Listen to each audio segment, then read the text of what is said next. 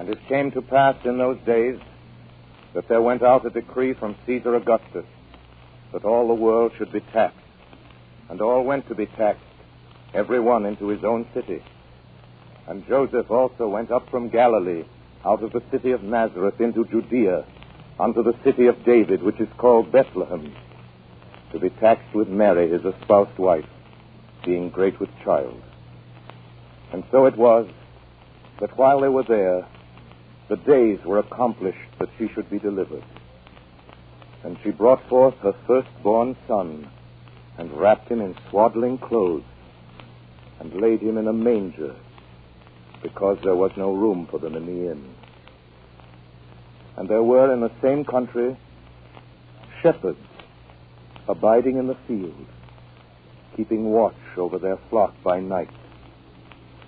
And lo, the angel of the Lord came upon them, and the glory of the Lord shone round about them, and they were sore afraid. And the angel said unto them, Fear not, for behold, I bring you good tidings of great joy, which shall be to all people. For unto you is born this day in the city of David a Savior, which is Christ the Lord. And this shall be a sign unto you. Ye shall find the babe wrapped in swaddling clothes, lying in a manger. And suddenly there was with the angel a multitude of the heavenly host, praising God and saying, Glory to God in the highest, and on earth peace, goodwill toward men.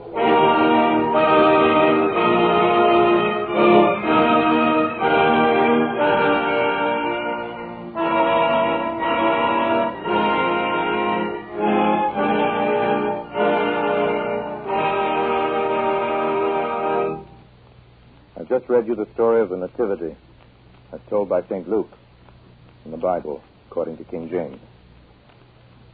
Good evening, everybody, and Merry Christmas. This is Orson Welles bringing you another radio show for Lady Esther, a Christmas show. God rest ye merry gentlemen, let nothing you dismay. Remember Christ our Savior was born on Christmas Day. Christmas is the time for warm spirits and high feelings.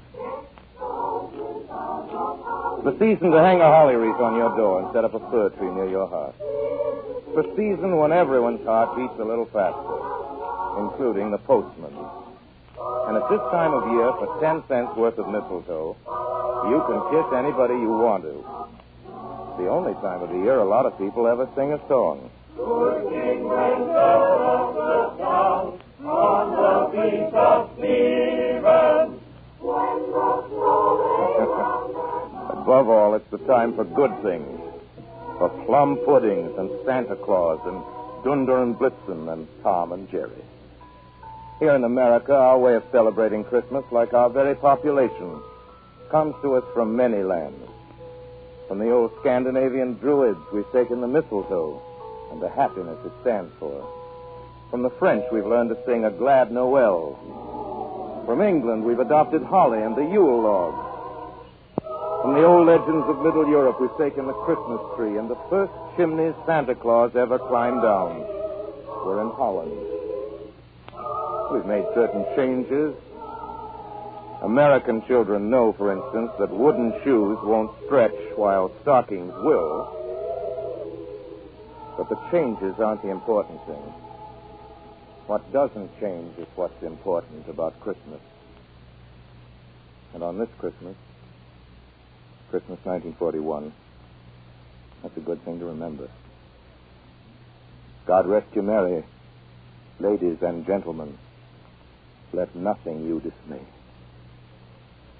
We send you with this program the warmest greetings of Christmastide. Goodwill toward all men of goodwill throughout the world.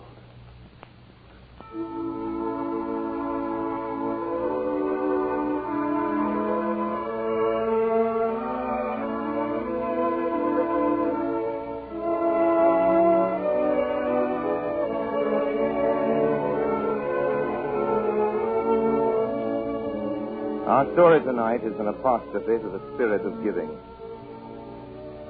It's one of the first things my mother ever read to me. Your mother probably read it to you. It's called The Happy Prince. We'll do it for you in just a minute. All right. Now here's the story of The Happy Prince.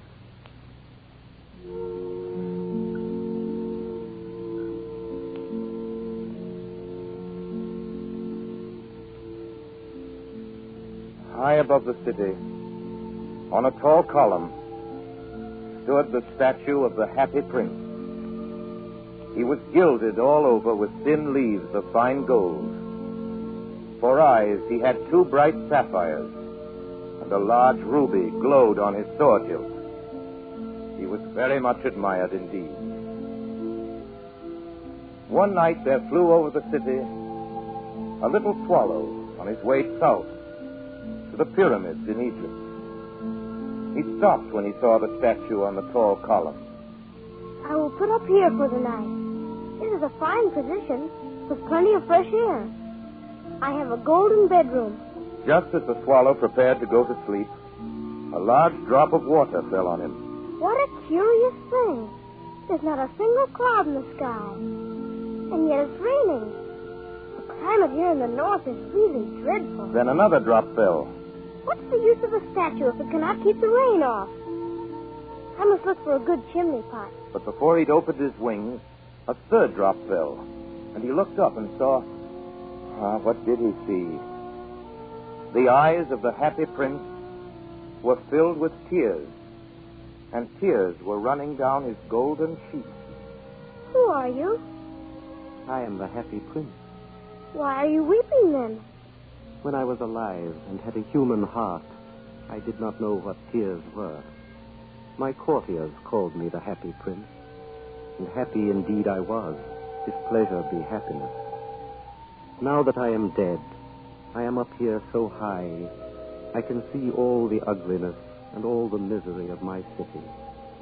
And though my heart is made of lead, yet I cannot choose but weep. What? Isn't that solid gold? The swallow said this to himself. He was too polite to make any personal remarks out loud. Far away in a little street, there is a poor house. One of the windows is open, and through it I can see a woman seated at a table.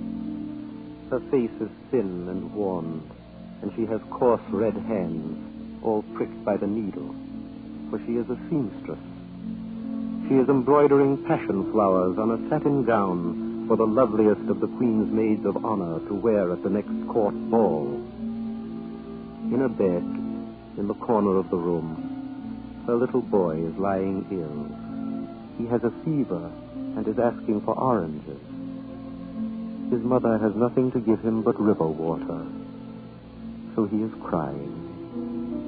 Swallow, little swallow, will you not bring her the ruby out of my sword hilt? My feet are fastened to this pedestal, and I cannot move. I am waited for in Egypt. My friends are flying up and down the Nile and talking to the large lotus flowers. Swallow, little swallow, will you not stay with me for one night and be my messenger? The boy is so thirsty, and the mother is so sad. It's very cold here, but I will stay with you for one night and be your messenger. Thank you, little swallow. So the swallow picked out the great ruby from the prince's sword and flew away with it in his beak over the roofs of the town. He passed by the palace and heard the sound of dancing. A beautiful girl came out on the balcony with her lover. How wonderful the stars are, and how wonderful is the power of love. I hope my dress will be ready in time for the state ball. I have ordered passion flowers to be embroidered on it, but the seamstresses are so lazy. He passed over the river and saw the lanterns hanging to the masts of the ships. At last he came to the poor house and looked in. The boy was tossing feverishly on his bed, and the mother had fallen asleep. She was so tired. In he hopped and laid the great ruby on the table beside the woman's thimble. Then the swallow flew back to the happy prince and told him what he had done. It is curious, but I feel quite warm now, although it's so cold. That is because you have done a good action. And the little swallow began to sink. And then he fell asleep. Sinking always made him sleepy. When day broke, he flew down to the river and had a bath. Tonight, I go to Egypt. The swallow was in high spirits at the prospect. When the moon rose, he flew back to the happy prince. Have you any commissions for Egypt? I am just starting. Swallow, will you not stay with me one night longer? I am waited for in Egypt. Tomorrow my friends will fly up to the second cataract. The river horse couches there among the bulrushes. And on a great granite throne sits the god Mammon. Swallow, swallow, little swallow. Far away across the city, I see a young man in a garret. He is leaning over a desk covered with papers. He is trying to finish a play for the director of the theater, but he is too cold to write anymore. There is no fire in the grate, and hunger has made him faint. I will wait with you one night longer. Shall I take him another ruby? Alas, I have no ruby now.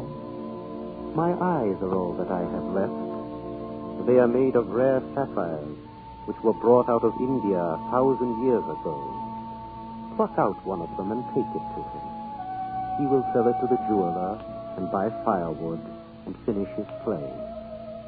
Dear Prince, I cannot do that. Swallow, swallow, little swallow, do as I command you. So the swallow plucked out the prince's eye and flew away to the student's garret. It was easy enough to get in as there was a hole in the roof. Through this he darted and came into the room. The young man had his head buried in his hands, so he did not hear the flutter of the bird's wings. And when he looked up, he found the beautiful sapphire. I'm beginning to be appreciated. This is from some great admirer. Now I can finish my play. The next night, the swallow flew back to the happy prince. I am come to bid you goodbye. Swallow, swallow, little swallow, will you not stay with me one night longer? It is winter, and the chill snow will soon be here. In Egypt, the sun is warm on the green palm trees, and the crocodiles lie in the mud and look lazily about them. My companions are building a nest in the temple of Baalbek. Dear Prince, I must leave you. But next spring I will bring you back 2 beautiful jewels in place of those you have given away. The ruby shall be redder than a red rose, and the sapphire shall be as blue as the great sea. In the square below, there stands a little match girl. She has let her matches fall in the gutter, and they are all spoiled. Her father will beat her if she does not bring home some money, and she is crying. She has no shoes or stockings, and her little head is bare. Pluck out my other eye and give it to her, so her father will not beat her. I will stay with you one night longer, but I cannot pluck out your eye. You would be quite blind then. Swallow, swallow, little swallow, do as I command you. So he plucked out the prince's other eye and darted down with it. He swooped past the match girl and slipped the jewel into the palm of her hand. Then the swallow came back to the prince. You are blind now, so I will stay with you always. No, little swallow, you must go away to Egypt. I will stay with you always. And he slept at the prince's feet. All the next day he sat on the prince's shoulder and told him stories of what he had seen in strange lands. He told him of the red ibises who stand in long rows on the banks of the Nile and catch goldfish in their beaks, of the Sphinx, who is as old as the world itself and lives in the desert and knows everything, of the king of the mountains of the moon, who worships a large crystal, of the great green snake that sleeps in a palm tree and has 20 priests to feed it with honey cakes, and of the pygmies who sail over a big lake on large, flat leaves and are always at war with the butterflies. Dear little swallow, you tell me of marvelous things, but more marvelous than anything is the suffering of men and women. There is no mystery so great as misery. Fly over my city, little swallow, and tell me what you see there. So the swallow flew over the great city and saw the rich making merry in their beautiful houses, while the beggars were sitting at the gates. He flew into dark lanes and saw the white faces of starving children looking out listlessly at the black streets. Then he flew back and told the prince what he had seen. I am covered with fine gold. You must take it off, leaf by leaf, and give it to my poor. Leaf after leaf of the fine gold the swallow picked off, till the happy prince looked quite dull and gray. Leaf after leaf of the fine gold he brought to the poor, and the children's faces grew rosier, and they laughed and played games in the street. Then the snow came, and after the snow came the frost. The streets looked as if they were made of silver. They were so bright and glistening. Long icicles, like crystal daggers, hung down from the eaves of the houses. Everybody went about in furs, and the little boys wore scarlet caps and skated on the ice.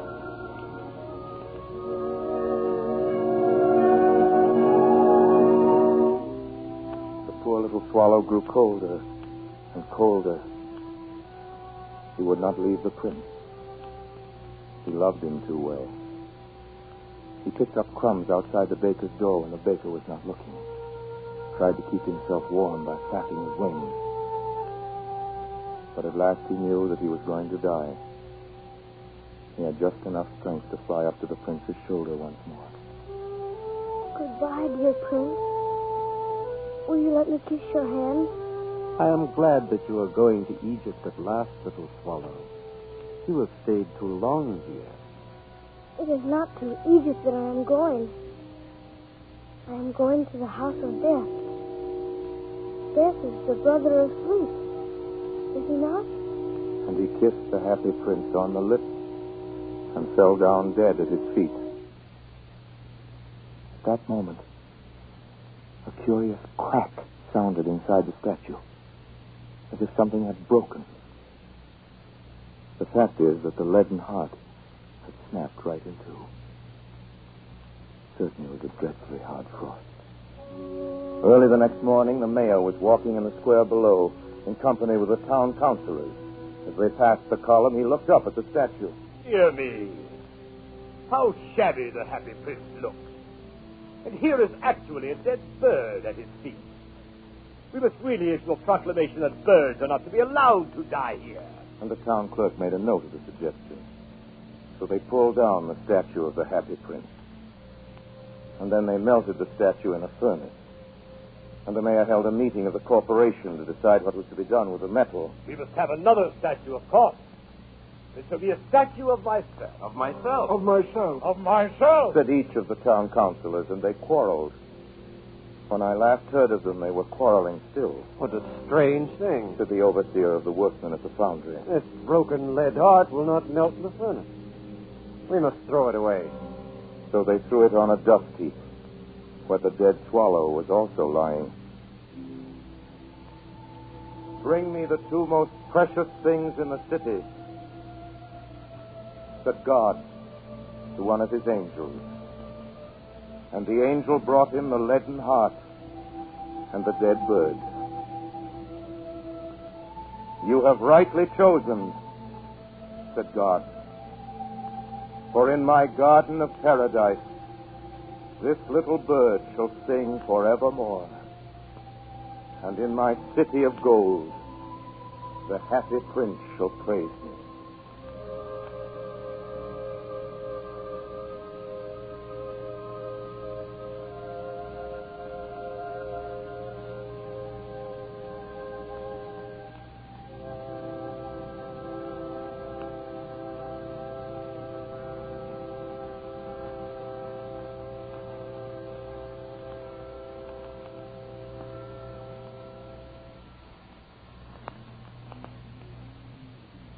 That was Wilde's The Happy Prince.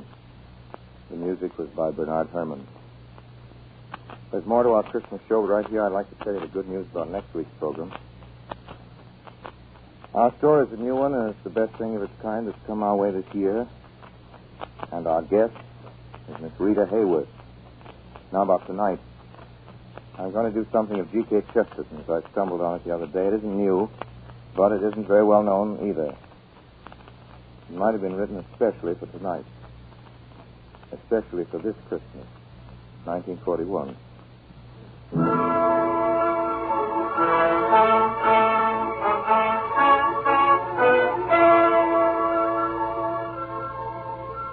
Our whole program tonight is intended to be a sort of radio Christmas card from Lady Esther and from all of us in the Mercury to you. From Bernard Herrmann, who composes all our music and conducts it. From Harry Esman, who makes the sound effects. From our engineer, Gary Harris. From Claire Olmsted and Jack Moss. From lots of people whose names we never mention on the radio, but without whom we wouldn't have a show. And also from those we do mention. From Ray Collins. Merry Christmas! From Agnes Moorehead. Merry Christmas. From Joseph Cotton. Merry Christmas! From Edgar Berrier, Erskine Sanford, Gus Schilling, and Tim Holt. Merry Christmas! And way out there in New York, from Paul Stewart, Alice Frost, Betty Gard, Everett Sloan, Chubby Sherman, Eustace Wyatt, and George Coulouris. Merry Christmas! And from all the Mercury people in Chicago, and from the Robert Mitchell Boy Choir, and from the orchestra, and from everybody. Merry Christmas! And of course, really, no proper Christmas card is complete without a few gay rhymes. And of course, Joe's right. We want our greetings to be as hospitable as any host, inviting you in on Christmas morning. Come, bring with a noise, me merry, merry boys, the Christmas lawn to the firing. For my good Dame she bids you all be free, and drink to your heart's desire. We want our greeting to be as generous as the beggars. Christmas is coming, the geese are getting fat. Please to put a penny in the old man's hat. If you haven't got a penny, a halfpenny will do. If you haven't got a halfpenny, God bless you. We want our greeting to be as logical as the farmers. At Christmas, play and make good cheer. For Christmas comes but once a year. You know, those rhymes are really honest-to-goodness old English and American poesy. And now, because we want our greeting to be timely and very beautiful, too, here's a Chesterton poem, I promise you. Passionate peace is in the sky, and in the snow is silver sealed. The beasts are perfect in the field, and men seem men so suddenly. But take 10 swords, and 10 times 10, and blow the bugle in praising men. For we are for all men under the sun, and they are against us, every one. And misers haggle, and madmen clutch, and there is peril in praising much, and we have the terrible tongues uncurled that praise the world to the sons of the world. The idle, humble hill and wood are bowed about the sacred birth,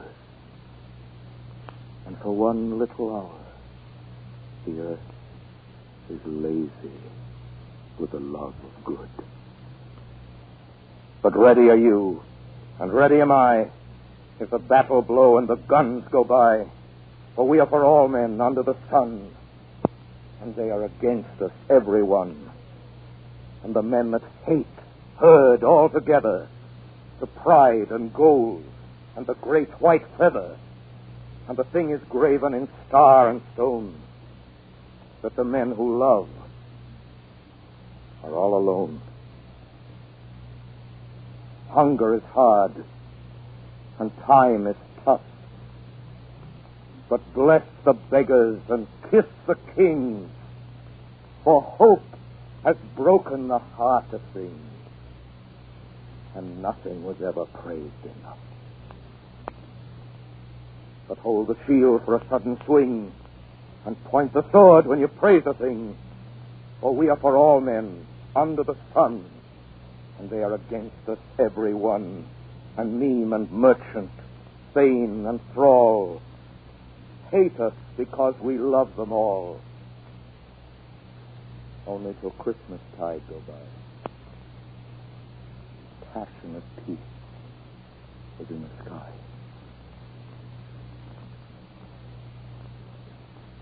Good night now. Lady Esther and we of the Mercury wish you everything that's good for your Christmas. We remain, as always, obediently yours. And again, God rest you merry, ladies and gentlemen. Let nothing you dismay.